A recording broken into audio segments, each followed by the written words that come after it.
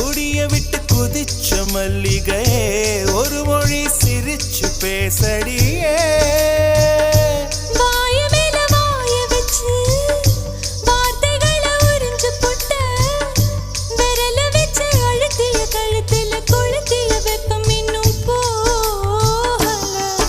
அடியும் போல செவப்பு இல்லை